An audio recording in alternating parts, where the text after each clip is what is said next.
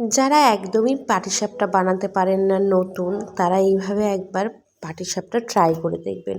ওই কাপের 1 কাপ ময়দা, 1 কাপ চালের গুঁড়ো, হাফ কাপ সুজি, এই চামচের 2 চামচ গুঁড়ো দুধ আর পরিমাণ মতো গুড়, আপনারা চাইলে চিনিও দিতে পারেন, আর সামান্য একটু লবণ দিয়ে ভালো করে ব্যাটারটা আমি বানিয়ে নিয়েছি। এদিকে যেহেতু সন্দেশ দিয়ে বানাবো বলে আমি সন্দেশটাও বেড়ে নিয়েছি। তারপরে এখানে আমি ফ্রাইং প্যানে একটা তেজপাতার সঙ্গে হালকা সামান্য সাদা তেল লাগিয়ে ব্রাশ করে নিয়েছি। আপনাদের কাছে ব্রাশ থাকলে আপনারা ব্রাশ দিয়ে একটু হালকা সামান্য ব্রাশ করে নেবেন।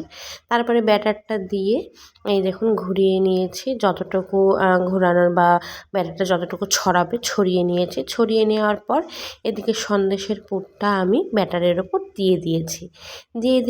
দেওয়ার পর ভালো করে আমি পাটিসাপটার শেপ দিয়ে নিয়েছি যেমন হয়।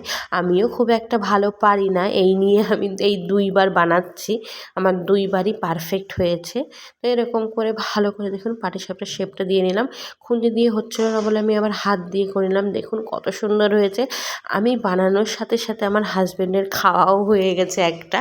তো তারপরে দেখুন ভালো করে আমি পাটিসাপটাটা সেঁকে নিয়েছি। তারপরে আবার আরেকটার জন্য ব্যাটার দিয়ে দিয়েছি। এইভাবে আমি প্রত্যেক কটা পাটিসাপটা বানিয়ে নিয়েছি, আর খেতে হয়েছিল দুর্দান্ত। আপনারা আপনাদের অনুযায়ী মিষ্টিটা দেবেন। আমরা যেহেতু একটু মিষ্টিটা বেশি খাই, তার জন্য আমরা গুড়টা একটু বেশি দিয়েছি।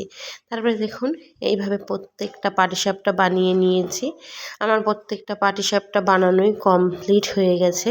আমার হাজব্যান্ড তো বলল দারুণ হয়েছে, বানানোর সাথে সাথে ও খেয়ে নিয়েছে প্রথম পাটিসাপটাটা।